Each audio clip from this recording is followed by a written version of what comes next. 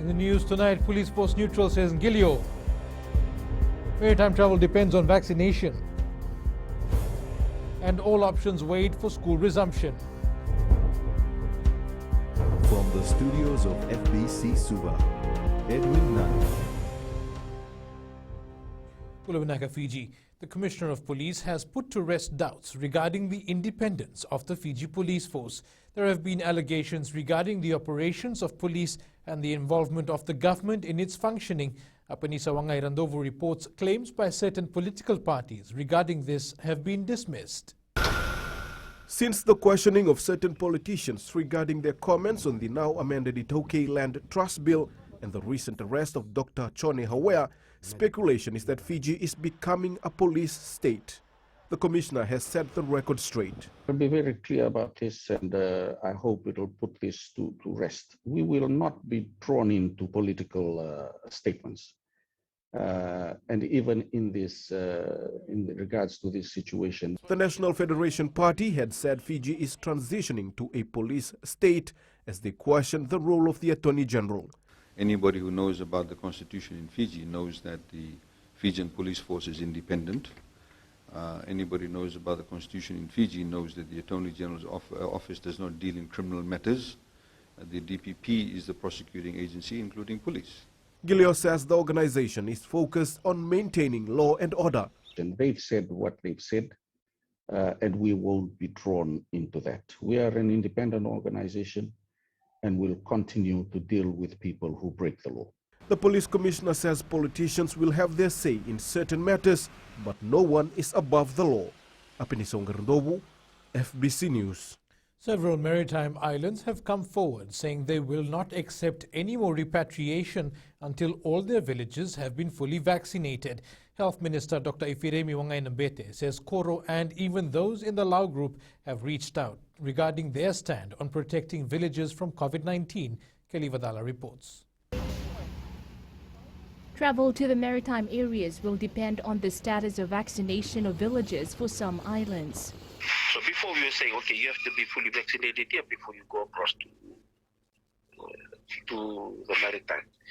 But we've had Koro saying we want to be fully vaccinated before we can actually accept people. And those are also some of the things that we are also hearing from some of the other islands. Health teams are now assisting with the request put forward by the Vanua. Our officers in the areas are working with the ROCOs and the DOs and the PAs to be able to understand what the consensus of the islands are, where they want in terms of the health protection. We provide the advice and we encourage them to make the informed decision on what they want. With the Fiji Navy patrolling some of these island groups, Commander Humphrey Tawake says they understand the urgent call from these villages. I think the onus is on us, all community leaders and those in the villages, those in the islands, to be more responsible. The Health Ministry says it will facilitate the request from some of the islands and liaise with relevant authorities in coming weeks. Kelly Vadala, FBC News. The vaccination of children aged between 12 and 17 will be a major factor in deciding when to reopen schools. Chief Medical Advisor Dr. Chemesa Tundravu says this will be discussed extensively given the need to protect children from coronavirus and any possible side effects from vaccines. Sania Nimboila reports. The Health Ministry will ensure that all finer details are looked into before schools resume. There's been discussions on the vaccination of children from age 12 to 17, and we are working hard on this. Then we're also looking at current development in terms of the safety of the vaccines in even the younger, less than 12-year-old. Our ideal would be just protect everybody, vaccinate everybody. Education Minister Pramila Kumar says the ministry plans to make all schools COVID safe as the safety of students is priority. With coronavirus, they love to thrive in a social environment. And schools, they are. Schools create this social environment. And we need to take care of it so that our children are safe. Make sure that the coverage is adequate for students, for teachers, everyone who has interaction with the school or those who come to the school every day. Schools have been closed since April and students are being given home learning packages to ensure they remain up to date. Sainia Nimboila, FBC News.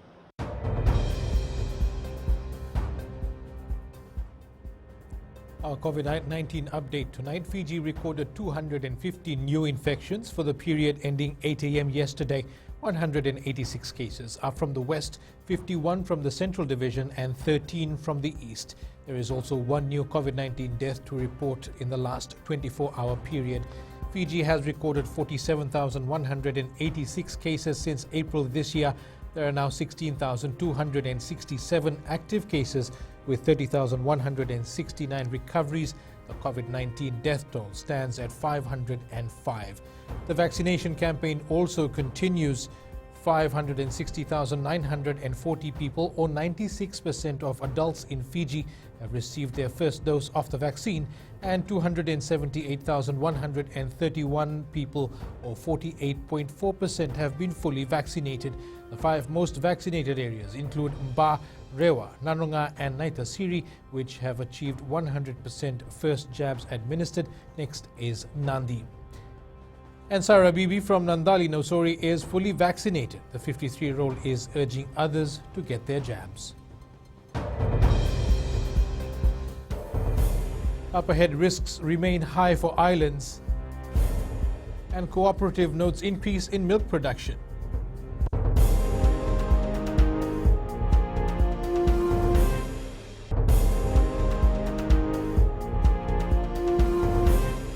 Welcome back. The headman of Somo village in Yasawa is warning villagers that the risk of further community transmission on the island remains high.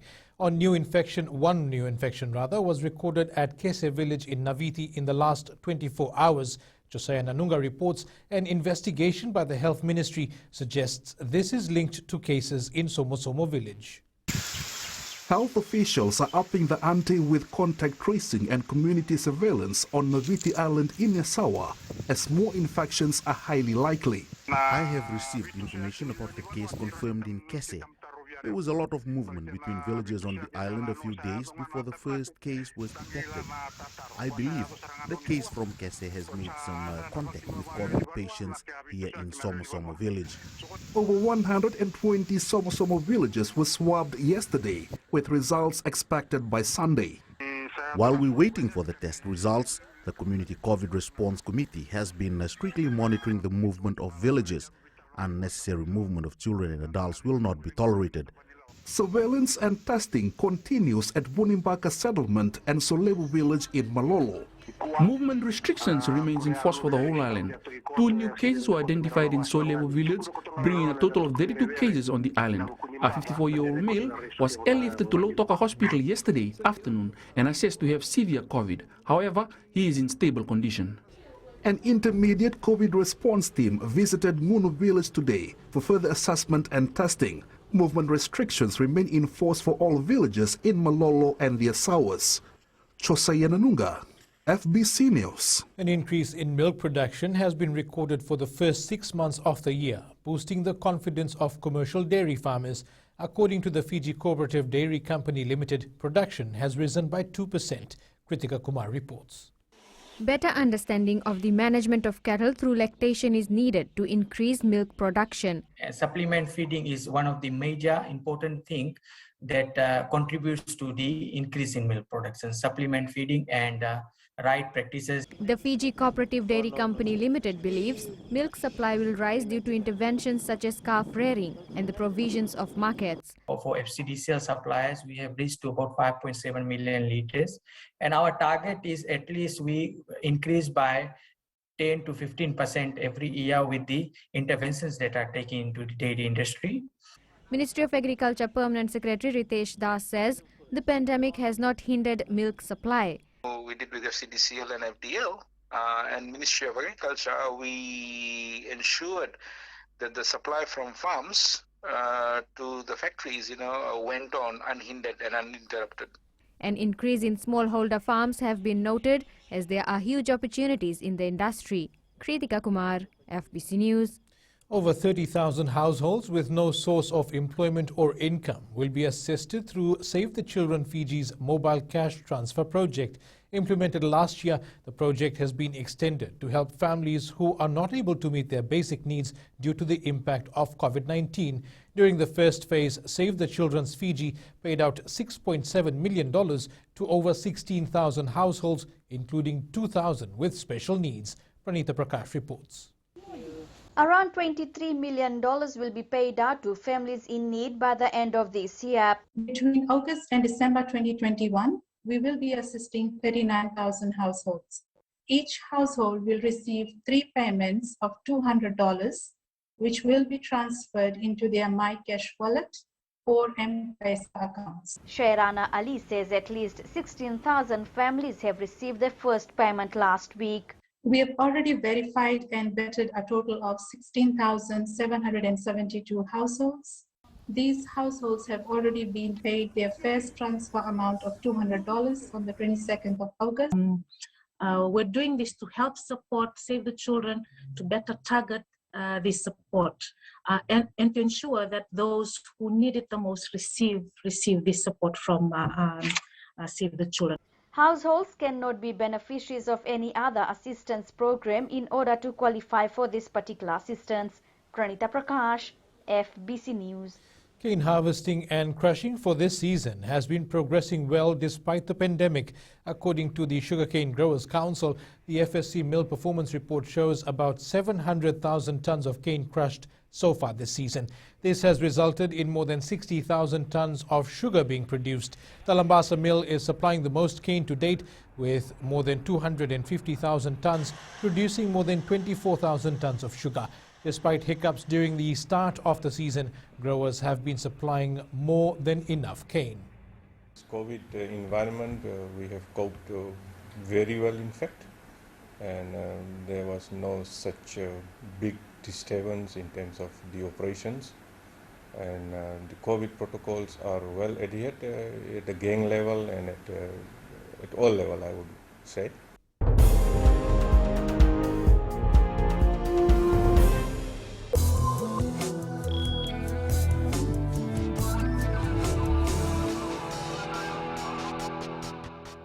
A family of 5 has defied all odds to start up a fast food restaurant in one of the most populous areas between the Suva-Nosari corridor.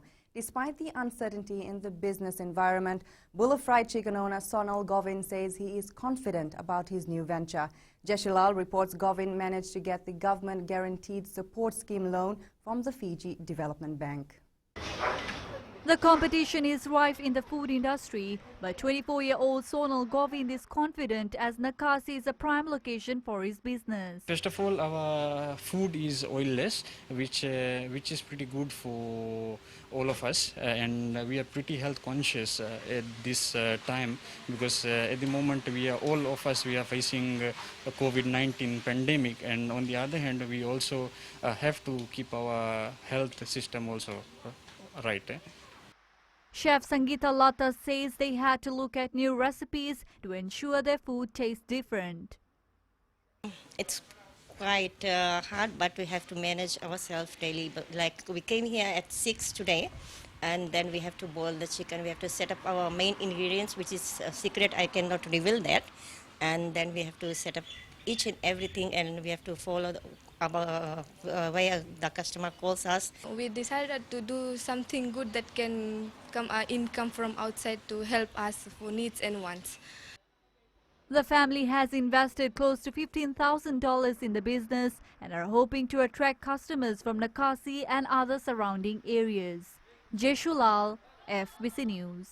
Remittance via Vodafone Fiji's mobile money platform continue to increase month on month. Chief Marketing Officer Rajneesh Prasad says they received around $16 million in remittance last month via M-Pesa, which is close to 25% of the overall inward money transfers. Prasad says the adoption of their M-Pesa platform has noted an exponential increase during this pandemic. He adds their projections are that remittance and users on M-Pesa will continue to increase in the next few months. People prefer this mode because it's very, very convenient that they're able to get their money on their mobile phones. As soon as the money is transferred, they get it on their mobile and they are able to transact using that money. Here, the local exchange rates are set early this morning. The Fiji dollar continues to slip against our two major trading partners, the Aussie and Kiwi dollars, while rising against the other international currencies we cover. Prices on the commodities market were mixed. Crude oil rose to close at $69 a barrel. Gold dropped to $1,813 per ounce, and silver closed down at $23.93 per ounce. And we now join Sharon from HFC Bank to give us the latest figures from the money market. Good evening. The US dollar weakened despite their strong labor market data this morning. Their weekly initial jobless claims fell last week and layoffs dropped to their lowest in more than 24 years.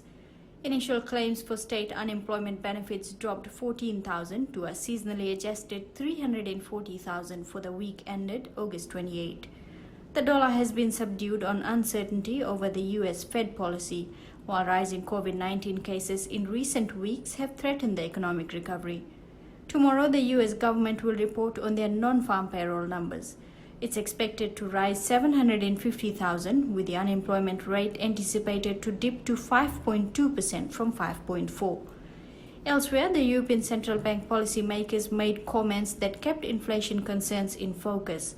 ECB President Christine Lagarde said the region was recovering from the pandemic and only needed surgical support. The ECB is scheduled to hold a policy meeting on September 9th, and this will be a key event for traders next week. But that's all from your HFC Bank for this week. Thanks for joining in.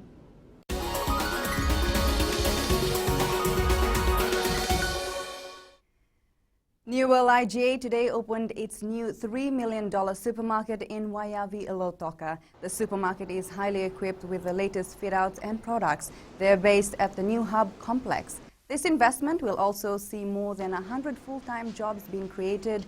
Newell Head of Marketing Ravish Patel says the location is suitable as it is densely populated. It's the sheer convenience and the traffic congestion that Lautoka City has, and we're surrounded by schools, a lot of residential, so it saves them a lot of time to actually go to the city.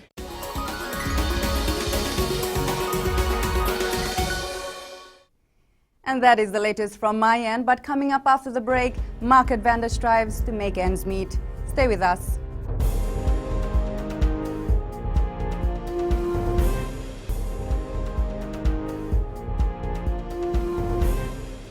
Welcome back. Cocoa farmers in Nigeria are bracing for losses as adverse weather has hit the industry hard. Farmers are taking measures to ensure plants survive in these conditions.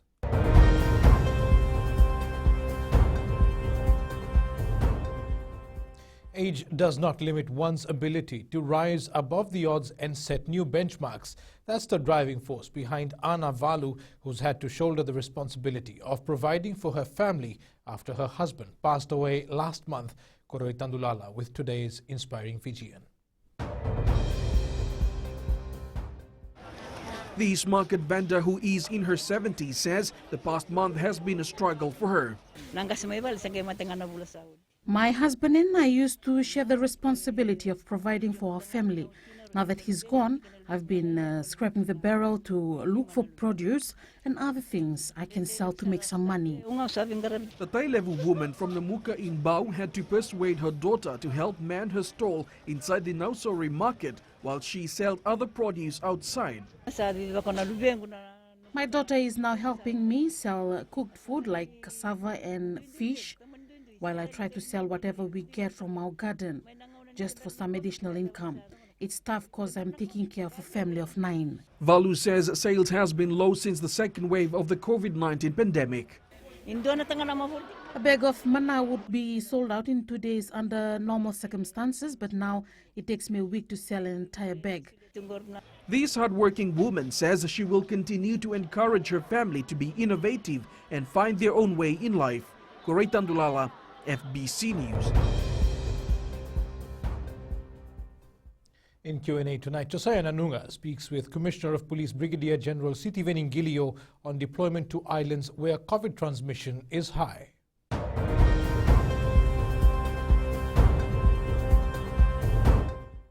Sir, would you be able to justify the need for the deployment of officers to Kandabo in recent weeks? An example is Kandabo. We have currently have 3 of our officers in isolation, and we've pushed out manpower from the Central Division here in Suva to go and beef up the manning there and assist Ministry of Health in their work there, and at the same time deal with other issues. Apart from Kandabo, cases of COVID-19 are also emanating from Malolo and the Asawes. Are there any plans of police reinforcement in these areas? In regards to the Asawes, we have a police post in Kese. We have a team that's currently on standby in Lautoka. And we were awaiting further directions from Ministry of Health. Well, some people continue to disregard COVID-safe protocols. How will these culprits be dealt with? For warning from us is long gone. We just have to be tough and enforce what needs to be enforced.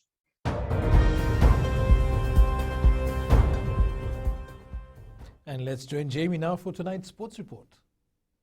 Thank you, and good evening in sports tonight. Fiji to miss Canada Sevens. And federations face tough road to Commonwealth Games. Details coming up.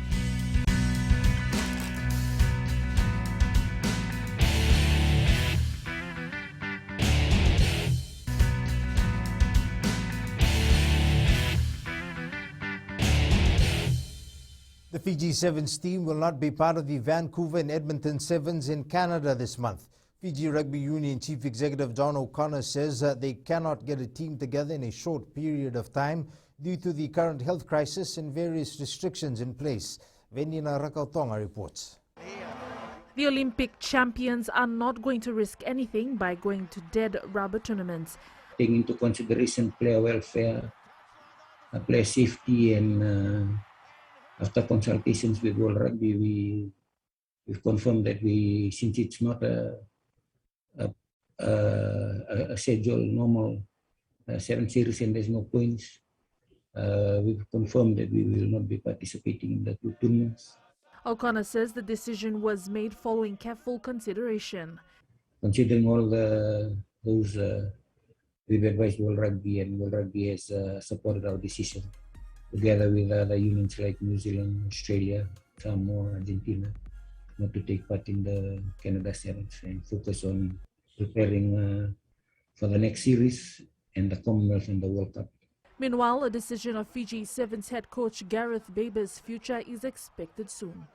There are some nice conversations happened around things as well. You know, people getting in touch of players and coaches that I know, but nothing concrete yet. But as I said, I'm under contract until the end of December. But you know, obviously it depends on what the FIU and the board want to do with that as well. The Sevens team will focus on the Dubai Sevens, which will be played on December 3rd and 4th. Venina Rakautonga, FBC Sports. Australia will be the new home for the Fijian Drua for the 2022 Super Rugby Pacific season. The Drua will set sail in October, with preparations for the competition set to kick off next February. And this pandemic and the closures of borders, we have decided that the team will be based in Australia and play its matches in Australia. Appointed as the interim chief executive. And base ourselves at a base camp from early November onwards. So we know. Meanwhile, the Fiji Rugby Union is well into scouting for players for the Fijian Drua Super Rugby Pacific team. FRU High Performance Unit Manager Simon Raiwalui says they've made some quality signings, but remains tight-lipped on who the players are. Akuladama with more details. More than 20 sports have been taken up in the Drua 38-member squad. We've offered contracts out to over 20 plus players where I'm in negotiations. Obviously, the current situation in terms of logistics, travelling and that sort of thing is making it a little bit tougher. But other experienced players and so forth, we're just grateful for the opportunity. Some sporting federations may have to dig deep into their pockets to send athletes to the Commonwealth Games in Birmingham, England next year. $500,000 has been set aside as participation costs, but it's unclear if grants will be given to sporting federations for preparations. Tale Materukula has more. There are 15 eligible spots for the Games, but not all will make it to Birmingham. So even if you did get a grant, it would be a struggle. So without a grant, make the situation worse. There are some of these sports who actually are going to have to qualify according to the International Federation and Commonwealth sport qualifications. At the moment, it is unclear if funding is available to cover preparation costs. I'm not aware of that there is $500,000 allocated, and so I don't know whether that allocation is participation only or is it preparation and participation. Whether the sports themselves put in an application for Commonwealth Games preparation will actually determine whether they get funding or not. One sport that will face challenges is lawn bowling. The Sports Commission hasn't been able to provide any funding for that event, so we were planning to raise our own funds by various promotional events and sponsorship. I think if we open in November, we're not far away from Christmas, businesses shut down, our prospective sponsors aren't going to be around, so we'd have to wait till February next year, and that's not going to give us much time in all honesty, but we'll try. The Roosters dominated the Raiders 40-16 to bring their 2021 NRL campaign to a close. Trent Robinson's men will need both the Eels and Sea Eagles to lose if they are to remain in fourth. Football players in Bolivia dived for cover after a swarm of bees invaded the pitch during a match, interrupting play for 2 hours. That's it from Sports Tonight. Coming up in Weird and Wonderful, a whale gets up close with kayaker in Argentina. Find out more after the break.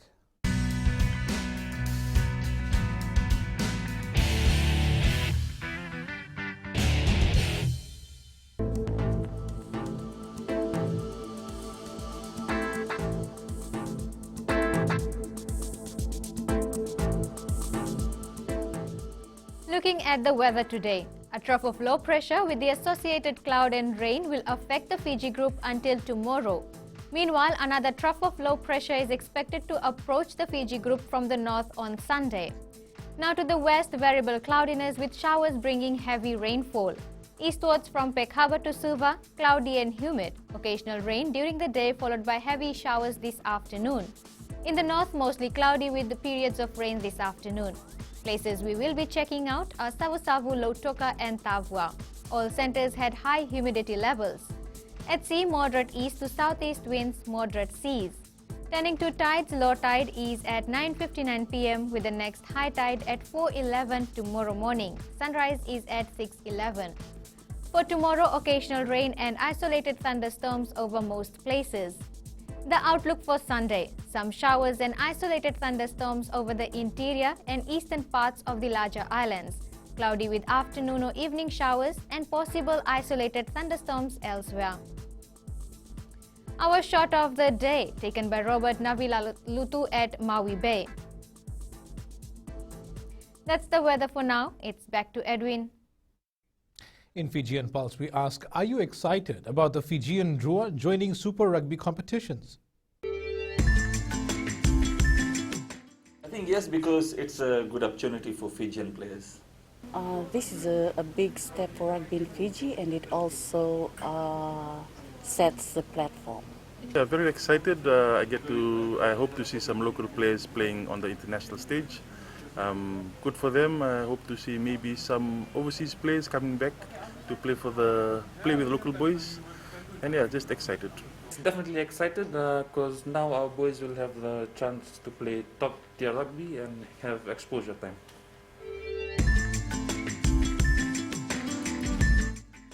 And recapping our main stories, police force neutral, says Ngilio. Maritime travel depends on vaccination and all options weighed for school resumption. For these stories and others, tune in to our sister radio station, Gold FM. To our poll question, this week we are asking, should anyone found cheating the system for government assistance be charged? Visit our FBC News website to take part and send us newsworthy pictures and videos, fbcnews@fbc.com.fj, or share it with us via social media. You can also download our FBC app to keep updated with the very latest in news and sports and listen to our 6 radio stations live. That's your news this evening. I'll see you again next week. Until then, stay safe.